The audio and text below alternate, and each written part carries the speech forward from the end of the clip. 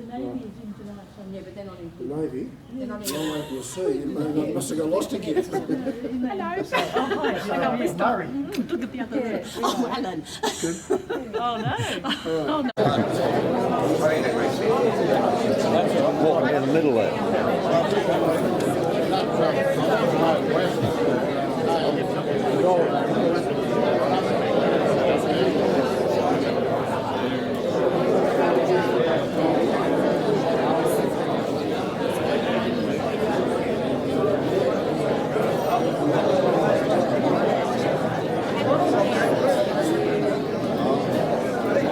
It is. Yeah, everyone's getting all their gear and.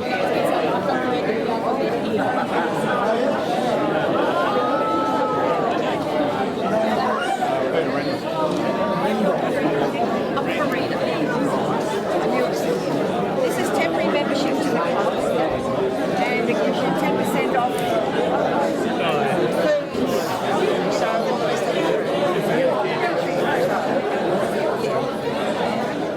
Oh, hi again.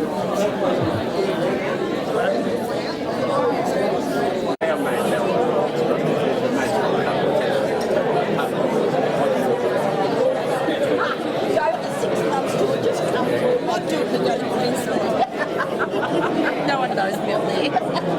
Yeah, it's recording. Stop. Big tall fellow standing out there in the blue shirt is Bruce Wilson, and behind him is his lovely wife Jill. Put your hand up, Jill. And we have Robert Bruce and his lovely wife Katrina, who's sitting down, and she would have given you your details to start with the black there.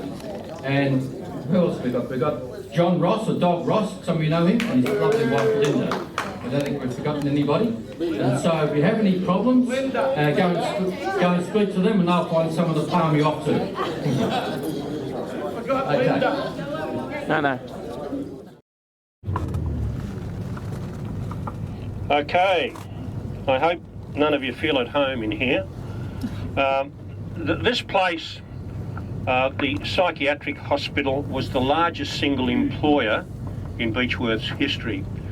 It was one of 3 government hospitals that were here in the 1800s. Our forefathers realised that gold would not last forever. Gold ran out on a commercial basis around about 1922, and the thing that sustained the town from then on were the 3 government institutions that were here. This was the largest of them, and this was a psychiatric hospital. It opened for business, so to speak, in 1867 with the arrival of 12 patients, 8 of them from Victoria, 4 of them came from New South Wales. The psychiatric hospital in 1961, by way of example, employed over 380 permanent staff.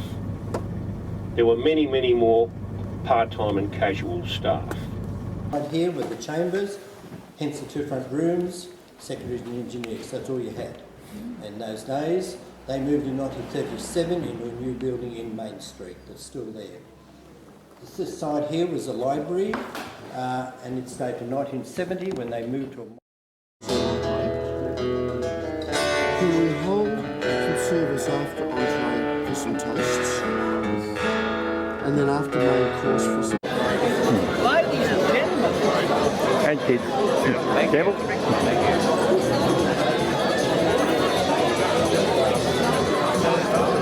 Hello everyone.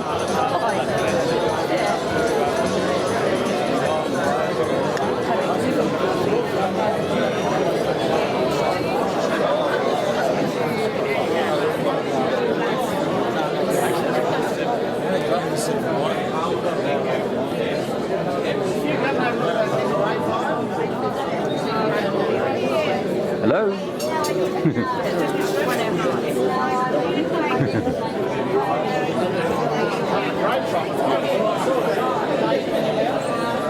Hello everyone. 137. Movie Time News.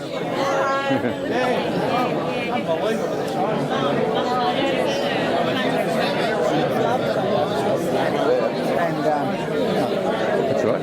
Freddie?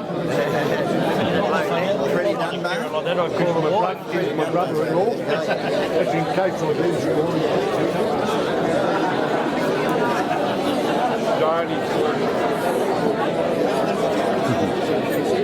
How are we? Only always you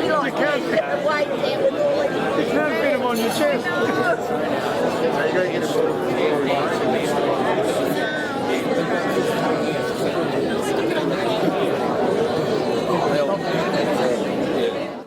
It's really nice to have everybody here to renew old friendships and to continue the camaraderie that has existed now for so long. I'd like to welcome also Captain Marcus Luciani, who will be our speaker tonight, and I'll introduce him more formally later on. The first task we have before we begin our dinner is to commemorate those members of our unit who have passed away since our time in Vietnam. We now know of 74 members who have passed since we returned home from Vietnam and current time.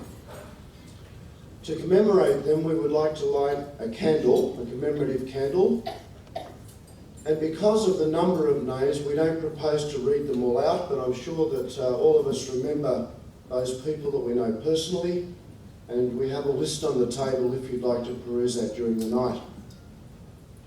I'd like to ask Margaret Pousty to come and light our candle, as she is the widow of one of our more recent members who have passed on, and to assist her, Margaret Carr and Carol Dunbar.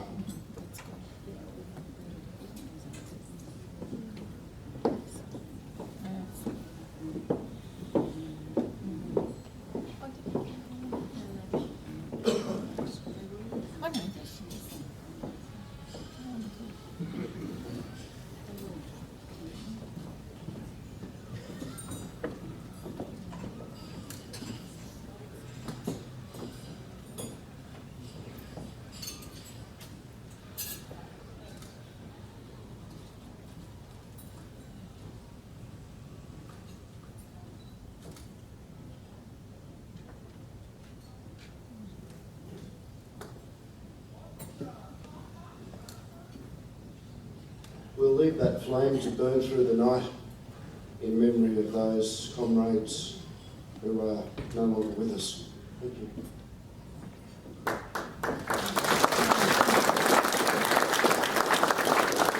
I'd like to ask you to all stand while Alan reads the ode.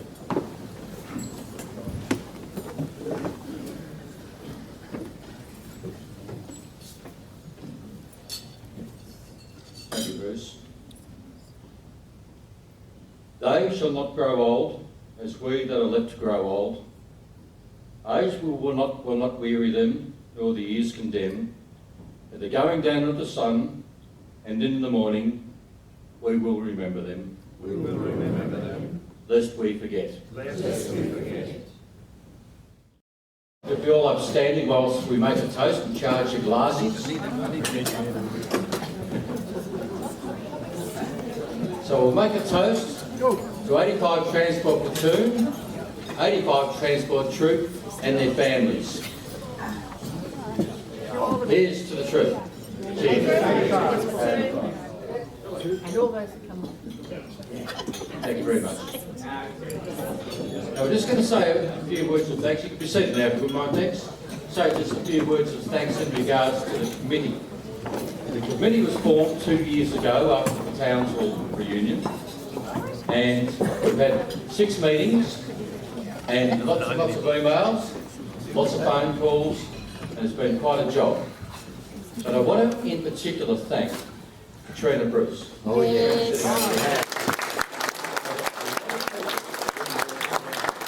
A lot of your letters, things like that, but a lot of people wouldn't realise that she was the mastermind behind the Melbourne reunion and also the Canberra reunion. Now, just to tell you some of the things she has done, she's been absolutely marvellous. She has done 5 trips to Albury from Melbourne, 2 trips to Ballarat to get the pullovers, and probably 4 trips to the merchandise place for the shirts and hats. Plus all the computer work just about, and it's been, and letters, it's been absolutely amazing. And I feel quite embarrassed almost to be standing here as the chairman, to say I've been the chairman when Katrina's really done all the work. So please put your hands together.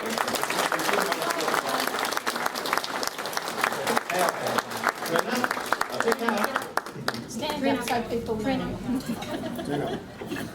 There she is.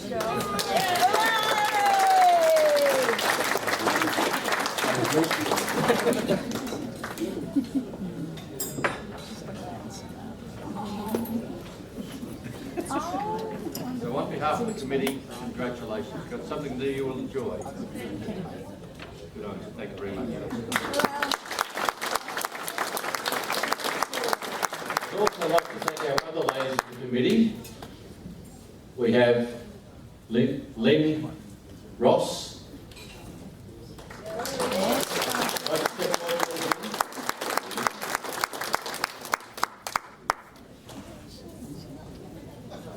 And Bruce's lovely wife, Jill. Where's Jill hiding? There she is. Jill Wilson. Please come forward.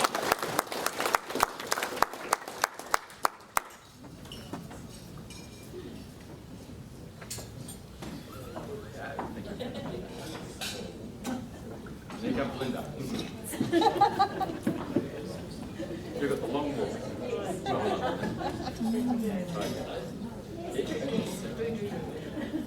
Also, like just 1 second before we start, I'd also like to thank Bruce, Robert and John for all their work. It's been a wonderful committee. It's been a privilege to work with all these people, and thank you one and all. So please put your hands together for the committee. If I don't burst into tears. When I went to Perth, I didn't go to Adelaide. What do I want to do that for? What do you want me to, where, you know, do you remember when? Do you remember when? Oh, God. And I'd grown up with Army reunions and Air Force reunions, father and mother. So Perth came around, and I had a niece in Perth and a very dear friend, and we were going to Albury after the reunion. So we had a wonderful dinner, we had a wonderful time, and at the dinner, Terry Hornbuckle and Robert Bruce said, "We'll do Melbourne." We'll do Melbourne. And it was a really great experience. We had a really terrific time. So we went to Sydney next. So we're in Sydney. This gentleman comes up. I think by that stage of the night we were both in our cups. What do you reckon? Oh yeah. Where do you reckon? Canberra. We can get to Canberra from Melbourne. All right, we'll do Canberra. So off we went again. And then, no, I'm never going to do that again. Then 2010, Bruce had a phone call, or I don't know whether it was Bruce or myself. One of us had a phone call from someone from, I can't remember the gentleman's name, but there was a Rask Memorial being dedicated in Canberra. And could we get the 85 people together? Well, I don't even know that we actually got all the letters out to everybody, but we ended up with 62. And it was a bit of a traumatic time for me at that time. And, but we did that one too, so that was like a half. So in Canberra, the Canberra reunion, we thought, well, I made a suggestion that on the decade, the reunion be back in Queensland, because that's where the unit was founded. So for the decade, the 40th anniversary, Brisbane. That's fine. And from Brisbane to Hobart, and then Hobart to Townsville. And Bill Drummond came up to the meeting in Townsville and said, Albury's really great. We've got so much accommodation, we've got fabulous clubs, we've got this, that and the other thing, but unfortunately I'm not in a position to be able to do it. I'm able to help, but I can't do it. Yes. And Robert's sitting next to me, don't you dare. Don't do it. And Linda said, we'll help. Don't do it. So eventually, all right, we'll do it.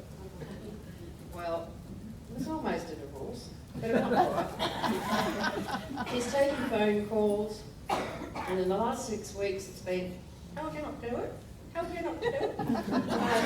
It's been my pleasure to do it in many ways because last night, or yesterday afternoon, when we walked into the Waratah room and saw the room, the way it was set up, I went, oh, it was wonderful. We came in here just to have a look at how it was set for a function last night, and it looked really great, but it did look different. And we came in earlier this evening and went, oh, yellow and blue, it's all terrific. And we'd asked for yellow and blue. But to see the faces of you gentlemen together, some of you may not have been for a long time, some may have not been before, but to see you all together, reliving your memories, it's sort of something quite special. And to be able to have had a hand in that over the last, 12 years, has been something very special. But I can tell you now, my hat is not going into the ring. Anyone wants any help? Yes, give it, but no. the hat's Don't do now that to us. not in the ring anymore. Thank you so much, and to the committee this time, it's been wonderful, and thank you so much. Just want to make some comments. There's been a lot of dialogue going on about Robert's lack of desire to do rules again. Robert's nickname is War, W-A-R. You know what that stands for? Wrong again and Robert. Bruce. Yeah, Jeff. Where's the dog? Which one?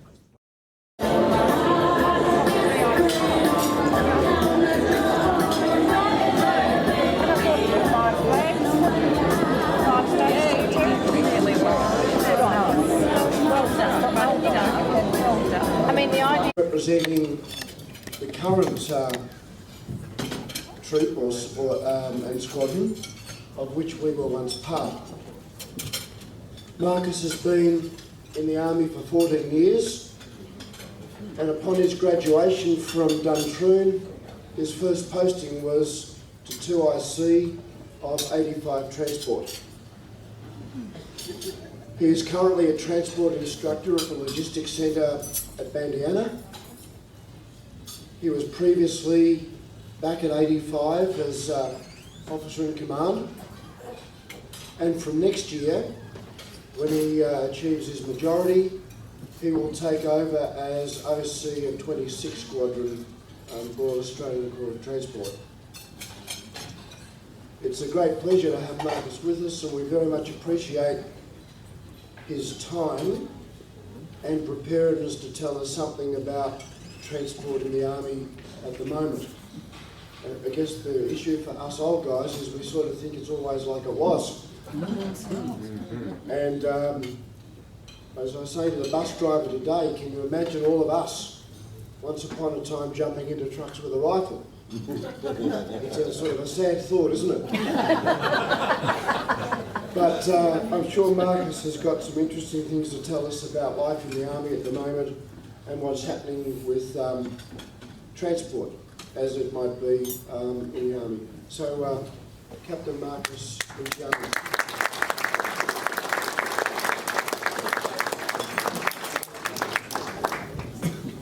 Thanks very much, Bruce, and good evening to you all. It's a real pleasure for me to be here representing those who are serving in the Royal Australian Corps of Transport, and also in particular those who are serving at 85 Transport Troop in Albury. So can you hear me okay? Yep, okay. It's fantastic that the 85 Association Vietnam maintains a link with the current serving members. And I can guarantee you that the serving members in 85 at the moment are very aware of the troops past and very much appreciate that you guys want to keep that link together. I've heard some great stories tonight. Most of them have involved a rubbish truck